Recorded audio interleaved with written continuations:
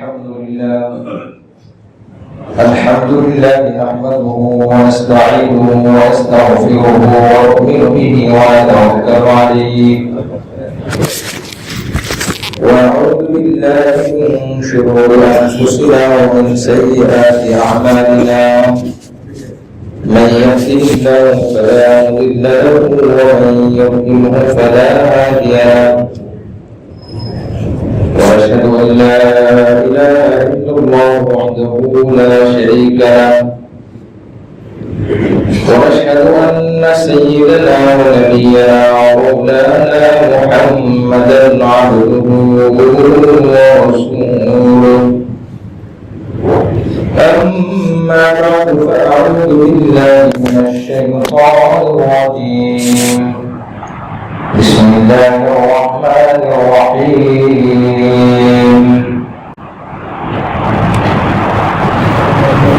يا أيها الذين آمنوا أطيعوا الله وأطيعوا الرسول وأولي الأمر منكم وقال تعالى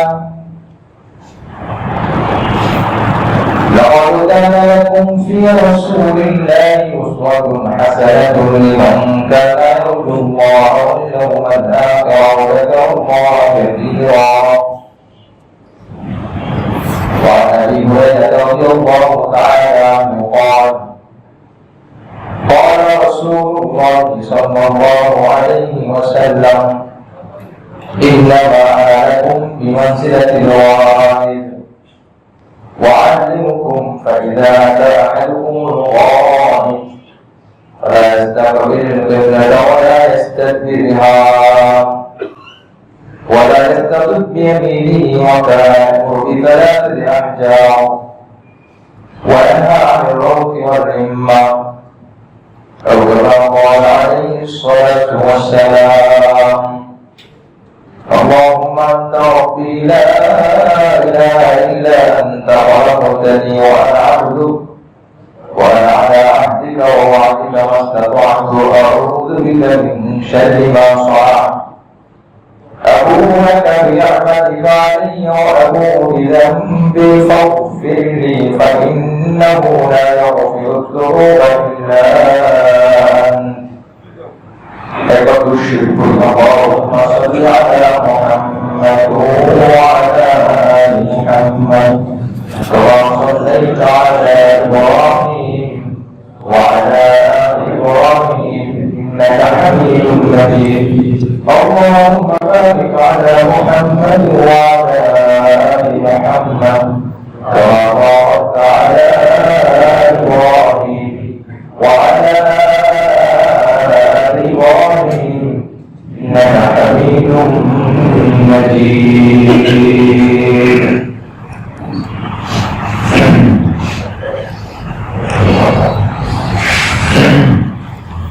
معزز সম্মানিত মুসলিম কোরআন কারীমের সূরাতুল আহজাব এবং সূরাতুন নিসা দুই জায়গা থেকে আয়াতের অংশ বিশেষ তেলাওয়াত করা হয়েছে। আমরা পাক রব্বুল আলামিন আমাদেরকে আজ রবিউল সানি 1446 হিজরি 14 তারিখ হিজরি মাস আরবি মাস অনুযায়ী 14 মাসের 14 তারিখ দ্বিতীয় মাস আল্লাহ আমাদেরকে তৌফিক দান করেছেন জুমা নামাজ আদায় করা শুরু করে দিয়েছেন। শুকর আদায় করে আলহামদুলিল্লাহ।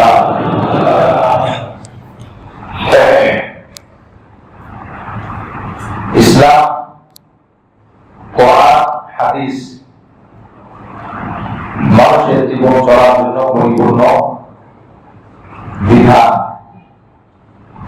আল্লাহ আকমালতু লাকুম দীনাকুম, আল্লাহ পাক বলেন যে আমি ধর্মকে তোমাদের জন্য পরিপূর্ণ করে দিয়েছি।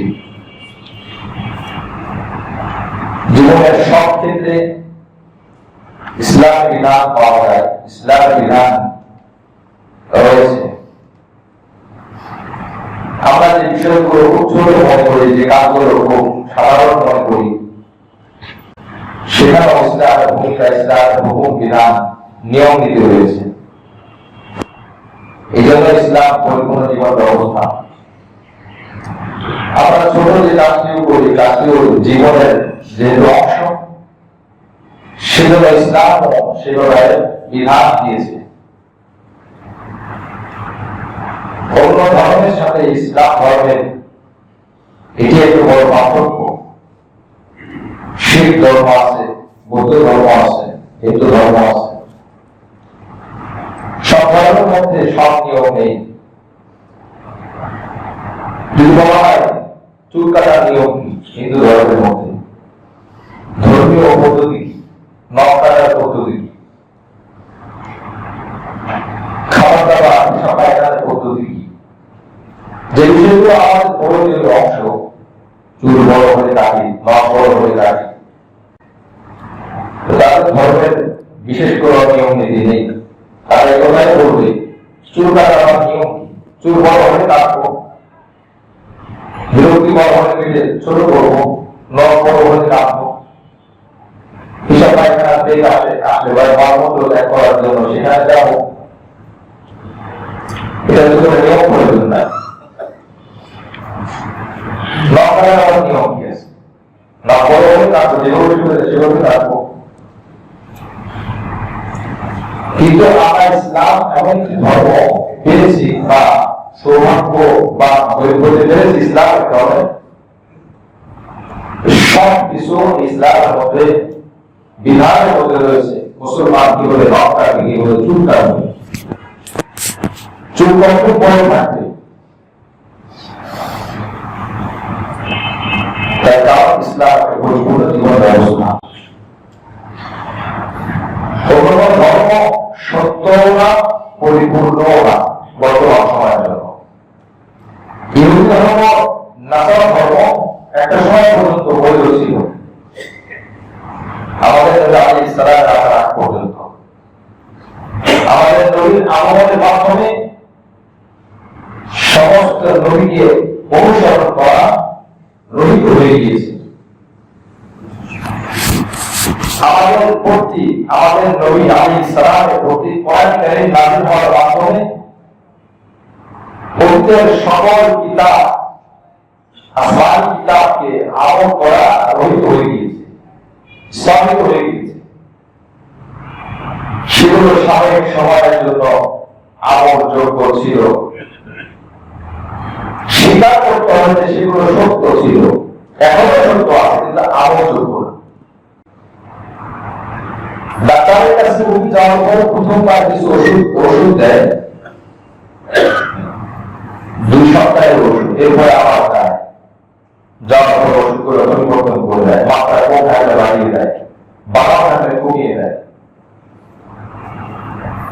দ্বিতীয়বারের যে ডাক্তারের নিয়ম থাকে সেই নিয়ম করে একজন রোগী হিসাবে মেনে নিতে হয়। প্রথমবার যেগুলো মানলাম, যে ওষুধগুলো পেলাম, ওগুলো প্রথমবারের জন্য সঠিক ছিল, দ্বিতীয়বারের জন্য ওগুলো সঠিক না, কিন্তু সঠিক। কোরআনে কারীম যখন এসেছে, ইনজিল, তাওরাত, জাবুর সবগুলো বানান রহিত, মাকসুদ। আমাদের নবী আলাইহিস সালাম যখন এসেছে, সকল নবীকে বানান, এমনকি কোন নবীও যদি এখন আসে, এই নবী আমাদের নবী মুহাম্মদ রাসূলুল্লাহ সাল্লাল্লাহু আলাইহি ওয়াসাল্লাম অনুসরণ হয়ে যাবে যদি আসে। মুআজ্জাজ নাযিরি, এই হলো ইসলাম পরিপূর্ণ একটি বিধান। আমি বিগত কয়েক মাস যাবত কিছু বিষয় আলোচনা করতেছিলাম, কিছু ছোট আমল যেগুলো আমরা ছোট মনে করি, কিন্তু এটা উপকারিতা অনেক বেশি, না করলে ক্ষতি অনেক বেশি হয়। যে বিষয়গুলো কোরআন হাদিসের মধ্যে বর্ণনা করা হয়েছে, রাসূল কারীম সাল্লাল্লাহু আলাইহি ওয়াসাল্লাম শিখিয়েছেন, তার মধ্যে কিছু বিষয় আজকেও আলোচনা। সুন্নাহ পদ্ধতি, দৈনন্দিন জীবনে মানুষের কি প্রয়োজন, করণীয় কিভাবে করব, মলমূত্র ত্যাগ করা, বাথরুমে যা প্রয়োজন করা, 3 ধরনের মানুষ করে, 3 শ্রেণী করে থাকে। 1 মুসলমান, 2 মুসলমান মানুষ, কাফের, মুশরিক, 3 নম্বর প্রাণী, সাধারণ প্রাণী, চতুর্থ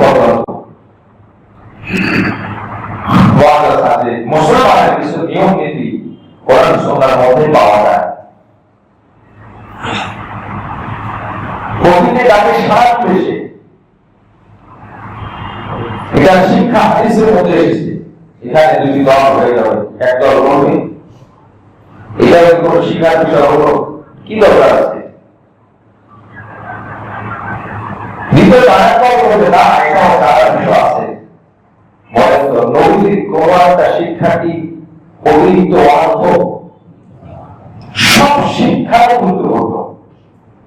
আর যে বিষয়ের সামনে উপস্থিত করতে যাচ্ছি, এই বিষয়গুলো প্রত্যেকটি সহি বিশুদ্ধ হাদিস কিতাবের অধ্যায় আকারে এই বিষয়গুলো উল্লেখ করা হয়েছে।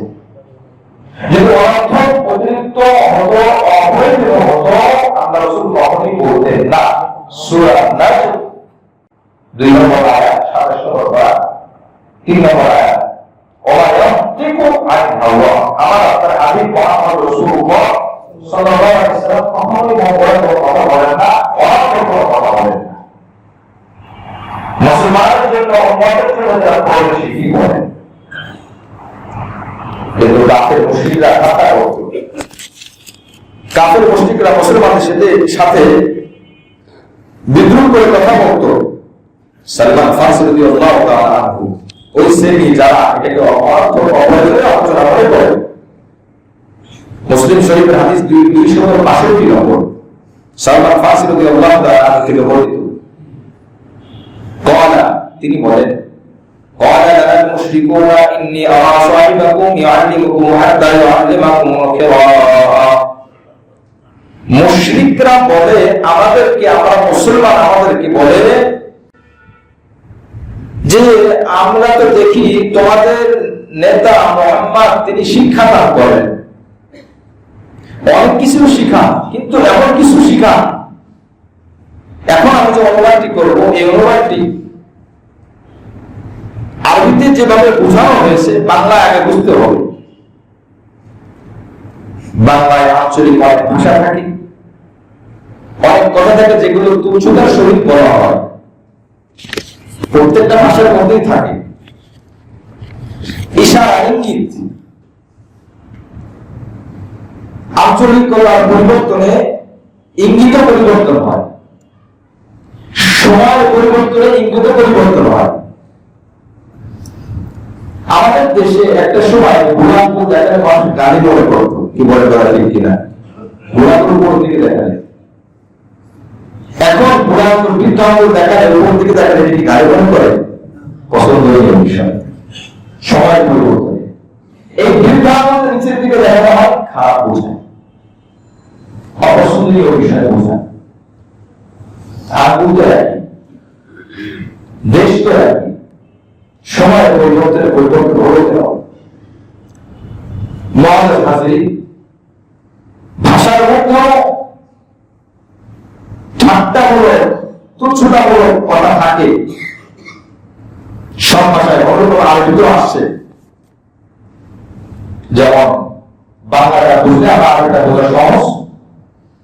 আমরা প্রতিদিন তাকে সাড়া দেওয়ার জন্য সাড়া দিতে যাই, মর্মগুলো ত্যাগ করি, সেই ক্ষেত্রে অনেক সময় আঞ্চলিকতা হিসাবে বলা হয় হারামোদা বা আরো তোমার অঞ্চলের পরিবর্তন যদি কোনো শব্দ থাকে সেগুলো খুব নিম্নভাবে কথাটা পেশ করা, সুন্দর ভাষায় পেশ করা যায়, নিম্নমানের ভাবেও বা খুব খারাপ ভাবে পেশ করা যায়, তুচ্ছতার সহিত পেশ করা যায়। তো আরবিতে হিসাব পায়খানা করা, মর্মগুলো ত্যাগ করা একটি শব্দ আসছে, ভালো শব্দ আছে, সাধারণ শব্দ আছে, আঞ্চলিকতার ভিন্নতার কারণে খুব তুচ্ছমূলক শব্দ আছে। সেই তুচ্ছমূলক শব্দ হলো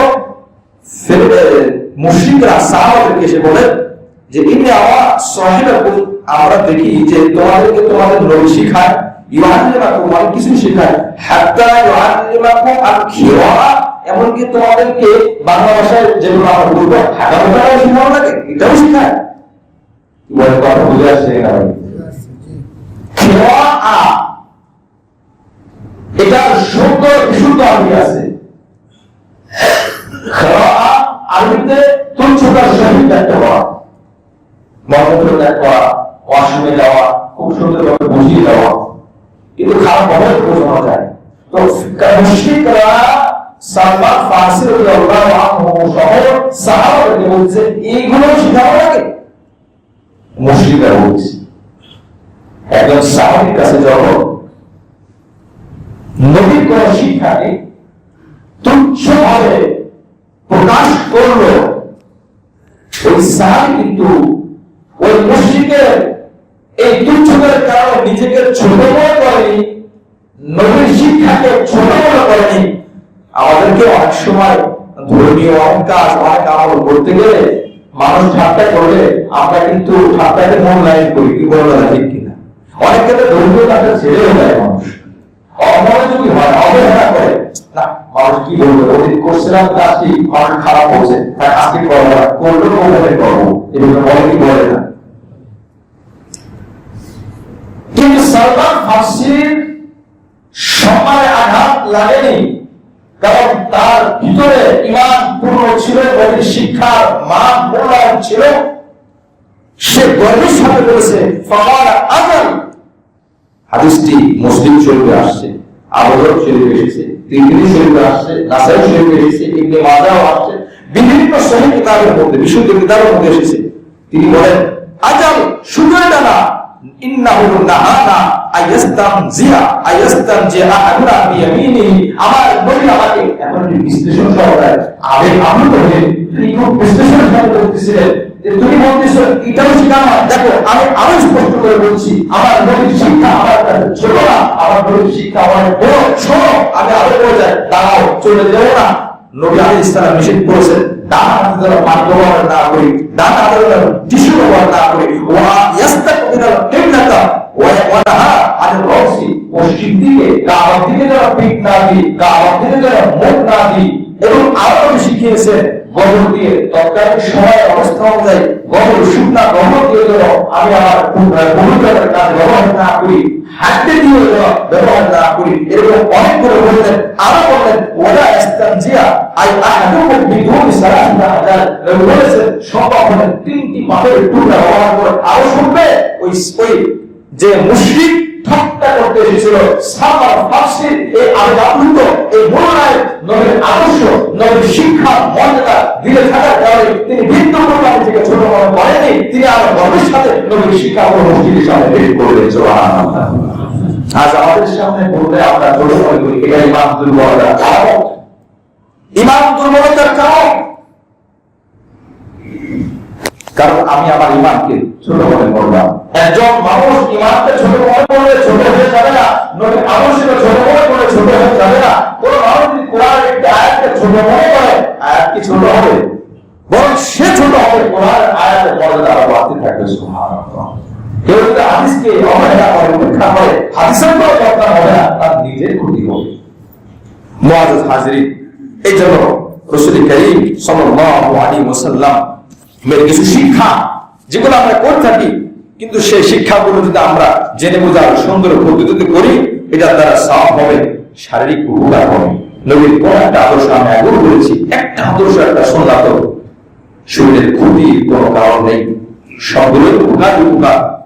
রাসূল কারীম সাল্লাল্লাহু আলাইহি ওয়াসাল্লাম হাদিস মুসলিম শরীফের 262 নম্বর হাদিসের মধ্যে আল্লাহ রাসূল সাল্লাল্লাহু আলাইহি ওয়াসাল্লাম সাহাবাদেরকে শিক্ষা দিয়েছেন, যখন বাথরুমে কেউ যাবে পশ্চিম দিকে কেউ মুখ দিবে না, পশ্চিম দিকে কেউ পিঠ দিয়ে বসবে না, পেশাব হোক পায়খানা হোক। এমনকি বাচ্চা যারা আছে, ছোট বাচ্চা, তাদেরকে কমরে বসানো হয়, একটু খেয়াল করে বসানো। প্লাস্টিকের যে কমর থাকে বাচ্চাদেরকে বসানোর ক্ষেত্রে আমরা আসলে খেয়াল করি না, তবে খেয়াল করলে আপনি সওয়াব পাবেন। যে নবীর হাদিস এসেছে, রাসূল কারীম সাল্লাল্লাহু আলাইহি ওয়াসাল্লাম শিক্ষা দিয়েছেন। এরপরে আল্লাহ রাসূল সাল্লাল্লাহু আলাইহি ওয়াসাল্লাম হযরত সালমান ফারসি রাদিয়াল্লাহু তাআলা আনহু সহ আবু হুরায়রা রাদিয়াল্লাহু আনহু কে বলেন, নবীজি একদিন বলেন ইন্নামা আনা লাকুম বিমানজিলাতিল ওয়ালিদ, আমি তোমাদের কাছে তোমাদের বাবার কাছাকাছি, তোমাদের বাবার স্থানে। বাবা যখন সন্তানকে শিক্ষা দেয়, আমি নবী তোমাদের বাবা, তোমরা উম্মত আমার সন্তান। সুবহানাল্লাহ। সন্তান তুল্য নবী আলাইহিস সালাম বাবা তুল্য। নবী বলেন ইন্নামা আনা লাকুম বিমানজিলাতিল ওয়ালিদ, আমি তোমাদের কাছে তোমাদের বাবার সমতুল্য, তোমাদের বাবার স্থানে মর্যাদায় শিক্ষার গুরু সেই হিসাবে। এরপর নবী বলেন ওয়াআল্লিমকুম, আমি তোমাদেরকে শিক্ষা দিলাম, ফাইদা আতাআকুমুল মুআতা ফালা ইস্তাকবিলুল কিবলাতা ওয়া লা ইস্তাদবিরহা, যখন বাথরুমে যাবে পশ্চিম দিকেও যেন মুখ না থাকে, পূর্ব দিকেও যেন তোমাদের পিঠ না থাকে, পশ্চিম দিকে যেন পিঠ না থাকে। ওয়ালা ইস্তাদিব বিয়ামিনিহি, ডান হাতটা কখনোই পেশাব পায়খানা করে ডান হাত দ্বারা যেন পানি বা টিস্যু ব্যবহার করা না হয়, বাম হাত দ্বারা করবে। ওখানে কোনো বিছানা যদি সম্ভব হয় তিনটি টিস্যু নিয়ে তিনবার ব্যবহার করবে। আল্লাহ রাসূল সাল্লাল্লাহু আলাইহি ওয়াসাল্লাম আবু হুরায়রা রাদিয়াল্লাহু আনহুকে আগে বাবা একটা মর্যাদা তুলে ধরে এরপর শিক্ষাগুলো দান করলেন। সুবহানাল্লাহ। এটা কি শুধু আবু হুরায়রাকে শিক্ষা দিয়েছেন, গোটা উম্মতকে, সমস্ত উম্মতকে শিক্ষা। রাসূল করিম সাল্লাল্লাহু আলাইহি ওয়াসাল্লাম কোন কোন জিনিস বাথরুমে তার পরিষ্কার পরিচ্ছন্ন কাজের জন্য ব্যবহার করা যাবে না সে কথাগুলো বলেছেন। মুআজ্জাজ হাজিরিন, বাথরুমে যখন ঢোকার আগে দোয়া করে ঢোকা। কি দোয়া? আল্লাহুম্মা ইন্নী আউযু বিকা মিনাল খুবুতি ওয়াল খাবাইস। আমরা একবার প্রতিবার যদি কারো মুখস্থ না থাকে, হয়তো বা যতটুকু মুখস্থ থাকে হবে আল্লাহুম্মা ইন্নী আউযু বিকা, এতটুকু মুখস্থ থাকে, মিনাল খুবুতি ওয়াল খাবাইস। দেখেন জুমার বয়ানগুলো, তাফসীরগুলো, এগুলো শিক্ষণীয় বিষয়। এগুলো বললাম, আপনি শুনলেন, আমি বললাম, আমি লাস্টে ফিনিশিং কি কিছুই নাই, আপনার কাছে কিছু নাই, অস্ত্র বুঝলাম, হাদিস কোরআন থেকে হয়েছে, কিন্তু কি যে হলো, কি দিলাম, কোন ফলাফল নাই। এই যে দোয়াটি পড়লাম, বাথরুমে ঢোকার আগে এই দোয়াটি পড়া, এই দোয়াটি না পড়লে কি ক্ষতি হয়? ইবনে মাজাহ শরীফের মধ্যে আল্লাহ রাসূল সাল্লাল্লাহু আলাইহি ওয়াসাল্লাম বলেন, ইবনে মাজাহ শরীফের 296 নম্বর হাদিস, ইন্না হাযিল হুশুশ মুহতামাতুন, বাথরুমের মধ্যে দুষ্ট জিন থাকে, শয়তান জিন থাকে। কারা থাকে? শয়তান জিন। তা আপনি যখন বাথরুমে ঢুকবেন, আপনি কি মনে করেন আপনি কি শয়তান ছেড়ে দিবে, জিন ছেড়ে দিবে? না। দুই জায়গায় ফেরেশতারা বান্দার সাথে থাকে না। তার এক জায়গা হলো বাথরুম, যেহেতু ওই মানুষ প্রয়োজনের জন্য গিয়েছে, জায়গাটা নোংরা। দ্বিতীয়ত সে তার প্রয়োজন পুরা করার জন্য কাপড় খুলবে, সদর খুলবে, তার লজ্জাস্থান বের হবে, ফেরেশতারা এটাকে লজ্জা পায়। সুবহানাল্লাহ। ফেরেশতারা লজ্জা পায়, এটা ফেরেশতারা থাকে না। অনেক জায়গায় দুষ্ট জিন থেকে ফেরেশতারা রক্ষা করে, মার দিয়ে, ধমক দিয়ে, ভয় দিয়ে জিনদেরকে দাঁড়িয়ে দেয় এই বনি আদমকে বাঁচানোর জন্য। আল্লাহ তার ব্যবস্থা করে দিয়েছেন। সুবহানাল্লাহ। কিন্তু ওখানে যায় না। এখন ওইখানে যাওয়ার জন্য, ওইখানে যে আমি বাঁচব কিভাবে? আল্লামা আল-মানি রাহমাতুল্লাহ মক্কার সৌদি আরব একজন আলেম, উনি তার হাদিসের ব্যাখ্যার মধ্যে এনেছেন। হাদিসের মধ্যে এসেছে আল্লাহ রাসূল বলেছেন যে এখানে জিনদের জায়গা, দুষ্টদের মালদিন জায়গা। তারা মানুষের লজ্জা স্থান কিনে খুব খারাপ আচরণ করে। আপনারা বাকিটা বুঝে নিয়ে খুব দুষ্টামি করে। পুরুষ মানুষ গেলে মহিলা দুষ্টুজি, মেয়ে মানুষ গেলে পুরুষ দুষ্টুজি, এরা দুষ্টামি করে।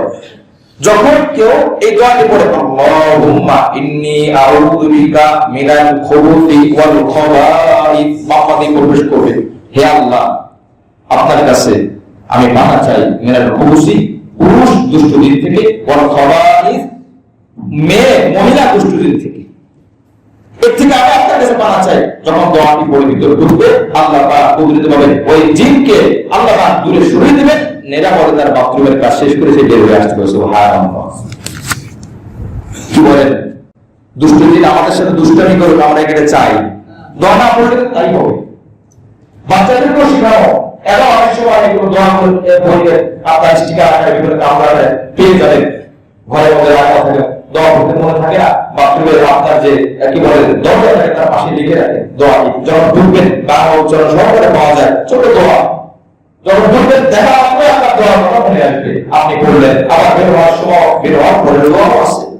মুআজ্জাজ হাজিরিন, এই জন্য রাসূল করিম সাল্লাল্লাহু আলাইহি ওয়াসাল্লাম বুখারী শরীফের মধ্যে এসেছে 142 নম্বর হাদিস, নবী আলাইহিস সালাম সর্বদাই বলতেন আল্লাহুম্মা ইন্নী আউযু বিকা মিনাল খুবুতি ওয়াল খাবাইস। নবীর কিন্তু পড়ার প্রয়োজন ছিল না, নবী আল্লাহ কুদরতিভাবে হেফাজত করতেন, কিন্তু তাও পড়তেন এবং সাহাবাদেরকে উম্মতকে শিক্ষা দিতেন। সুবহানাল্লাহ। আমার উম্মত যেন শয়তান থেকে বেঁচে যায়। বাথরুমে যাবে, সেখানে যেন শয়তান তার সাথে দুষ্টামি করতে না পারে।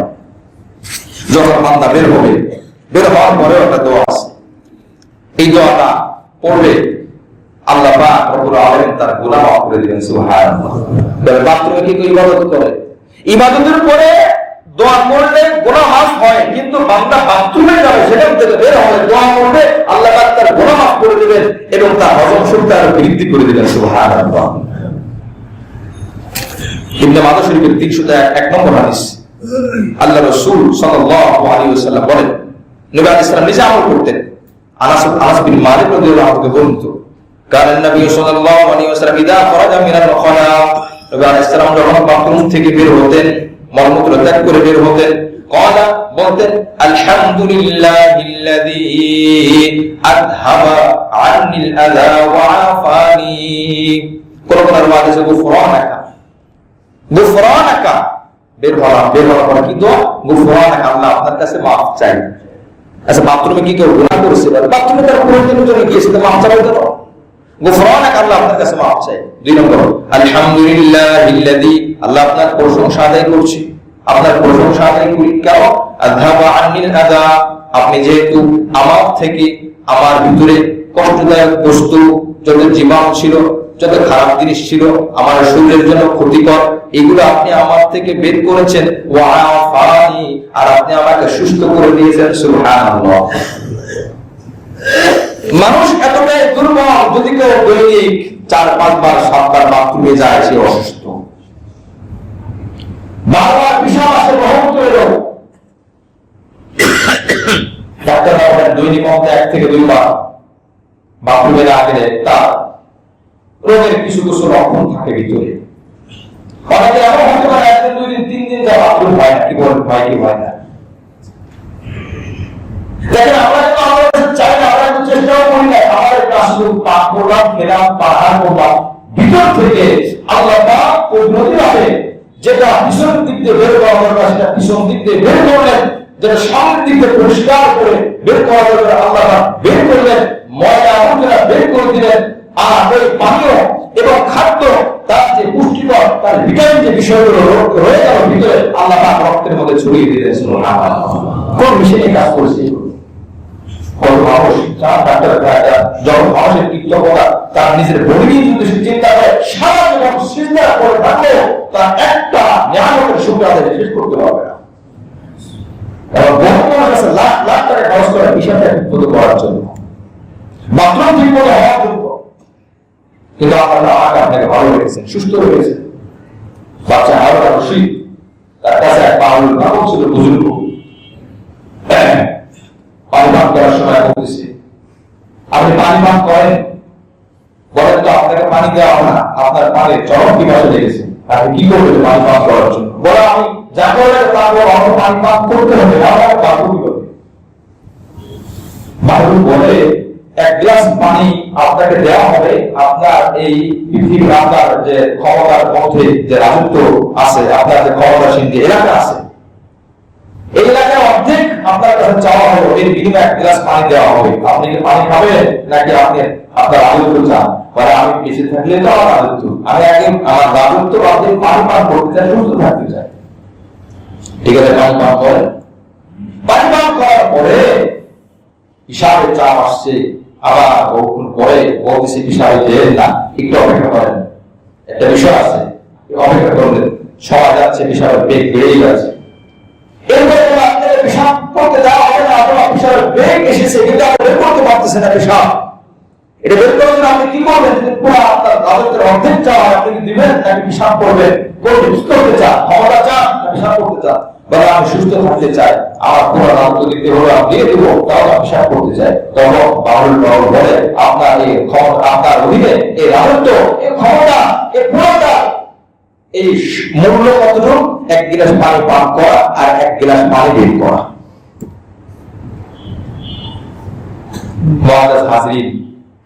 পানি এটাকে বের করার জন্য আল্লাহ কুদরতের মেশিন ফিট করে দিয়েছেন। পরিষ্কার স্বচ্ছ হয়ে যখন মানুষের ডায়রিয়া করে না হয়ে যায়, হিসাব বন্ধ হয়ে যাওয়ার সময় যা খায় তাদের হয়, ওই ব্যক্তি বোঝে যে কি কষ্ট হয়, কি অসুবিধা। মুআজ্জাজ হাজিরিন, এই জন্য আল্লাহ রাসূল সাল্লাল্লাহু আলাইহি ওয়াসাল্লাম বলেছেন, কোরআনের মধ্যে এসেছে, বান্দা যখন শুকরিয়া বেশি বেশি আদায় করবে, আমি আল্লাহ তাআলা তার নিয়ামত বাড়িয়ে দেব। সুবহানাল্লাহ। আমি এই জন্য বললাম যে আল্লাহর প্রশংসা করা, আপনি তো আমার থেকে যেগুলো আমার জন্য ক্ষতিকার সেগুলো বের করে দিলেন। আমার তো করার ক্ষমতা ছিল না, ইচ্ছা করলে মানুষ বাথরুমে মহব্বতে দেখে চাপ আনতে পারে না, এটা কোন হয় কি বলেন কথা ঠিক কিনা? আল্লাহ পাক ব্যবস্থা করে দিয়েছেন, তাই হয়। যদি নিজের অধীনে থাকতো বাথরুম পিশাব পায়খানা হতো, কারণ থাকতো না, সবাই সুস্থ হতো। মুআজ্জাজ হাজিরিন, এই জন্য দোয়া করা ওয়াফানি, আল্লাহ আপনি আমাকে সুস্থ রেখেছেন। আল্লাহ পাক রব্বুল আলামিন এই দোয়া করে মুখস্থ করার আমল করার তৌফিক দান করেন, আমিন। মুআমিন ইনশাআল্লাহ অনেক গুনাহ হবে, শুকরিয়া আদায় হবে, আল্লাহ পাক গুনাহ মাফ করবেন। গুনাহ মাফ আল্লাহর কাছে চাওয়া, আল্লাহ আপনি আমার গুনাহের কারণে আমাকে আপনি এই বাথরুম আটকে দিয়ে শাস্তি দেন নাই, আল্লাহ আপনি আমাকে হেফাজত করেছেন। এরপরে আরেকটি গুরুত্বপূর্ণ মলমূত্র থেকে একটা বড় আমল হলো পেশাব করার সময় দাঁড়িয়ে পেশাব করা না বসে পেশাব করা? বসে না দাঁড়িয়ে? বহু জায়গায় এখন আমাদের দেশটা অনেক উন্নত, মাশাআল্লাহ। ওই উন্নত হতে এমন হয়েছে বহু জায়গায় দেখা যায় পেশাব খানা যদি 6টি থাকে, 4টি থাকে দাঁড়িয়ে আর 2টি থাকে আপনার বসে। আপনি কিভাবে বসে পেশাব করবেন? কোনো সুযোগ নাই, আপনার দাঁড়িয়ে করতে হবে।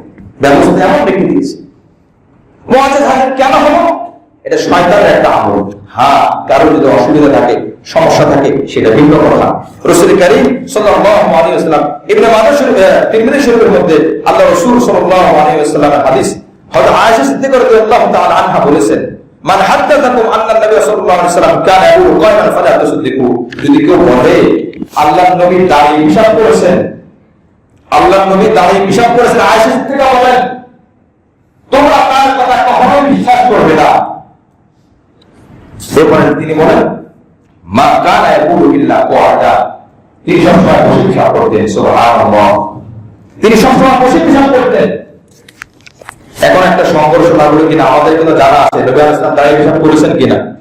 নবী আলাইহিস সালাম দাঁড়িয়ে পেশাব করেন না, একবারও করেন না জীবনে। বুখারী শরীফ ইন্ডিয়ান নুসখা 34 পৃষ্ঠার মধ্যে পাবেন। রাসূল কারীম সাল্লাল্লাহু আলাইহি ওয়াসাল্লামের হাদিস বুখারী শরীফের ইবনে মাজাহ শরীফের মধ্যে এসেছে।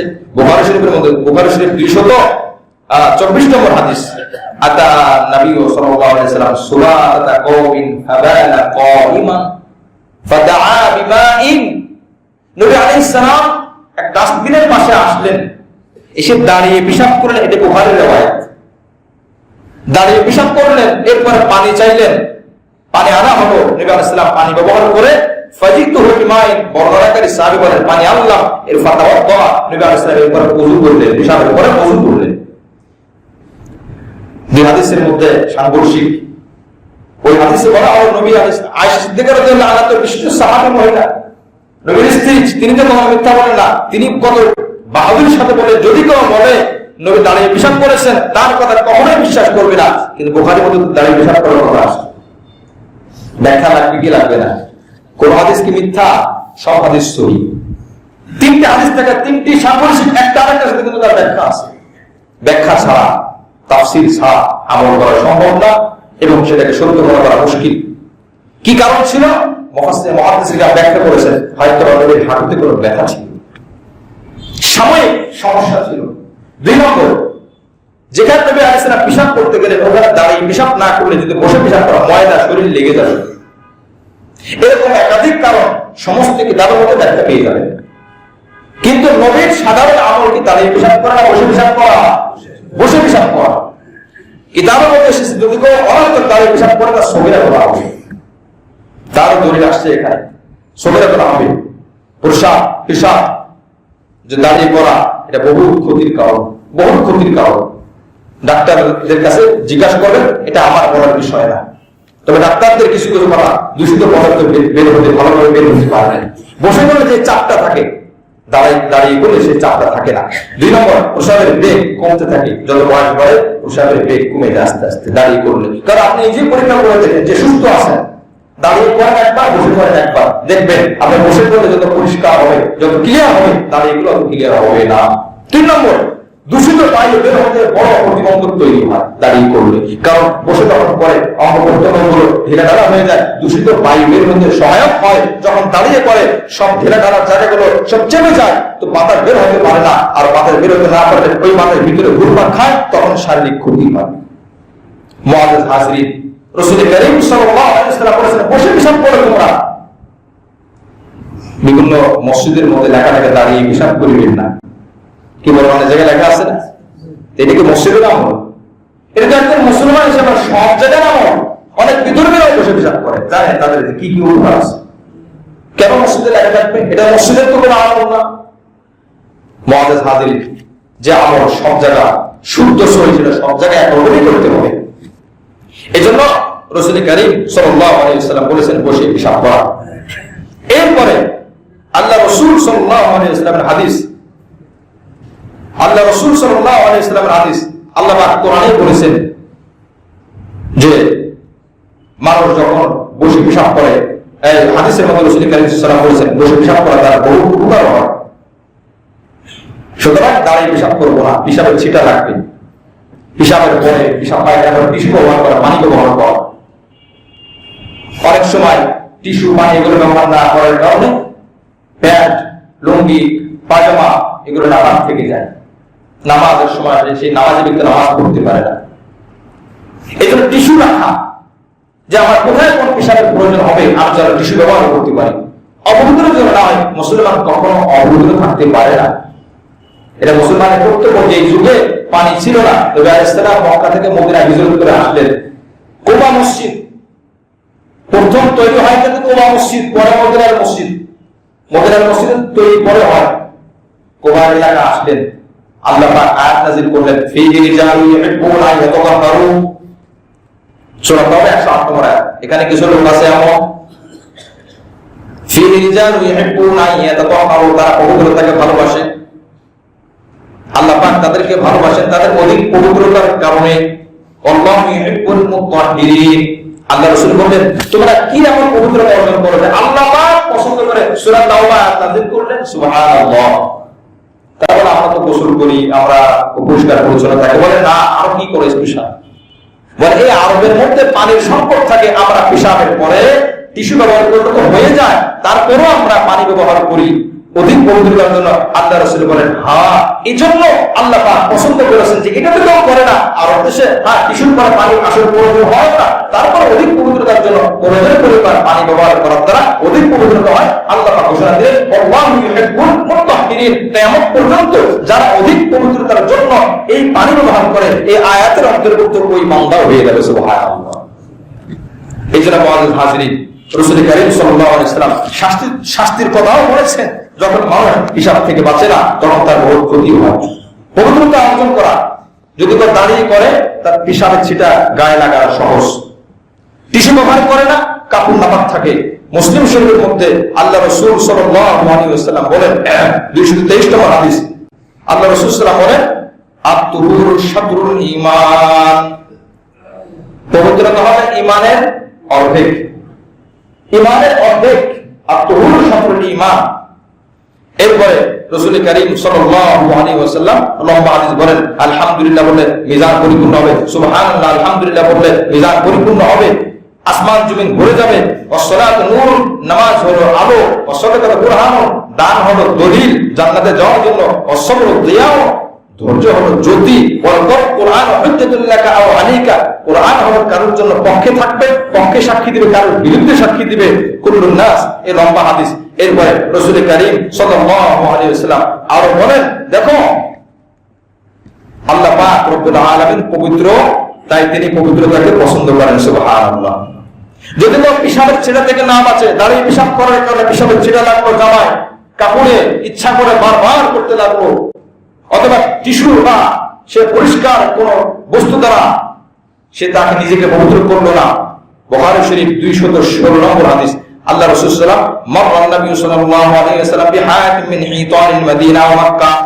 মক্কা অথবা মদিনার একটা বাগান, একটা কবরস্থানের পাশ দিয়ে নবীজি যাচ্ছিলেন। ফাসামিআ সাওতা ইনসানাইন, দুইজন মানুষের মুর্দারের আওয়াজ শুনতে পেলেন। কে? নবীজি মুহাম্মদুর রাসূলুল্লাহ সাল্লাল্লাহু আলাইহি ওয়াসাল্লাম দুইজন মুর্দারের আওয়াজ শুনতে পেলেন। ইউআযাবানি ফি কুবুরিহিমা, তাদেরকে শাস্তি দেওয়া হচ্ছে কবরের মধ্যে। এখন নবী আলাইহিস সালাম তো নিজে জানেন, কিন্তু সাহাবারা তো বুঝে নাই। সুম্মা ক্বাল ওয়া মা ইউআযিবানি ফি কাবীরিন, আল্লাহ রাসূল বললেন এদেরকে বড় বড় অপরাধের কারণে শাস্তি দেওয়া হচ্ছে না, কবিরা গুনাহের কারণে না, ছোট কারণে, তুচ্ছ কারণে, বড় বড় কারণে তাদেরকে কবরে শাস্তি দেওয়া হচ্ছে না। আমরা যারা পিশাব থেকে বাঁচি না, পবিত্র দর্শন করি না, তাদের সম্পর্কে হাদিস গুরুত্বপূর্ণ। সুম্মা ক্বাল বালা কানা আহাদুহুমা লা ইস্তাতিরু মিন বাউলিহি, একজন হলো পিশাবের ছিটা থেকে বাঁচতো না এবং টিস্যু ব্যবহার করতো না, পিশাবের নামাকে নিয়ে এসে ঘোরাফেরা করতো। জোরে বলে নাউযুবিল্লাহ। তাহলে কবরের শাস্তি হবে পিশাবের ছিটার কারণে। বুখারী শরীফ 216 নম্বর হাদিস। সকল যুবক ভাইদের প্রতি অনুরোধ থাকবে আমরা গুরুত্ব দিই, গুরুত্বহীন ভাবে না চলি। 2 নম্বর আরেকটা কারণ ওকার না এমশি বিন নামিমা। 2 নম্বর আরেকজন যে ব্যক্তি আল্লাহ রাসূল সাল্লাল্লাহু আলাইহি ওয়াসাল্লাম বলেন যে কি বল চগল করো, ওকার এমশি বিন নামিমা, সে চগল করতো, মানুষের মধ্যে পরস্পর প্যাঁচ লাগিয়ে ঝগড়া লাগিয়ে দিত, মিথ্যা সত্যি বানিয়ে মানুষের মধ্যে ঝগড়া তৈরি করত। তো এবার বোঝেন পিশাবের ছেলেটা আমরা খুব সাধারণ মনে করলাম। সর্বশেষ গুরুত্বপূর্ণ যে হাদিসটি মুআজামুল কাবীর লিখত তাবরানী 8 নম্বর খণ্ড 157 নম্বর পৃষ্ঠা 7607 নম্বর হাদিস। উমামা আবু উমামা রাদিয়াল্লাহু আনহু থেকে বর্ণিত, তিনি বলেন قال رسول الله صلى الله عليه وسلم, আল্লাহ রাসূল বলেন ইত্তাকুল বাউল, পিশাব থেকে বাঁচো। আল্লাহ রাসূল বলেন ফাইন্নাহু আউয়ালু মা ইউহাসাবু বিহি আল-আবদু ফিল কবরি, কিয়ামতের ময়দানে প্রথম যে বিষয়গুলো নিয়ে প্রশ্ন করা হবে তার মধ্যে একটা প্রশ্ন হলো কবরের মধ্যে বান্দা যে কারণে শাস্তি পেয়েছে, পিশাবের ছিটা থেকে না বাঁচার কারণে, পিশাবের ছিটা থেকে না বাঁচার কারণে, এই সম্পর্ক আল্লাহ কিয়ামতে প্রশ্ন করবেন। জোরে বলে নাউযুবিল্লাহ। ছোট বিষয় না আমাদের কাছে মনে হলো কবরের শাস্তি কিয়ামতের ময়দানে আগে আল্লাহ হিসাব করবেন। এই জন্য মুআজ্জাজ হাজিরিন, এই যে বিষয়গুলো সবগুলো আমি হাদিস থেকে বর্ণনা করার চেষ্টা করলাম এবং প্রত্যেকটা সময়ের কিতাব যেগুলো আছে সবগুলো শুরুতে আমি এগুলো পেয়ে যাবেন। এগুলো আমাদের সহিহ আমরা বলার দরকার না। এতদিন যদি তোমরা না জানেন রাখতাম বাস না, কিছু তুমি এখন তোমরা এখন আমি বাথরুমে যাবো বাম পা দিয়ে, এরপর যখন পোশাক আমার করবো অতুলুক করবো, দাঁড়িয়ে পেশাব করবো না, বের হওয়ার সময় আমি ডান পা দিয়ে বের হবো, দোয়া করবো শুরুতে এবং শেষে, টিস্যু ব্যবহার করবো, নামাজ যদি পড়তে নাও পারে অন্তত এই হাদিসের আমল করার কারণে, এই হাদিসের ভালোবাসার কারণে, রাসূলের কথা মানার কারণে হতে পারে আল্লাহ তাকে কবুল করে জান্নাত দিয়ে দিতে পারেন। সুবহানাল্লাহ। যে জানেন যে এটা তো কবর না, দৈনন্দিন জীবনে কাজগুলো দরকার।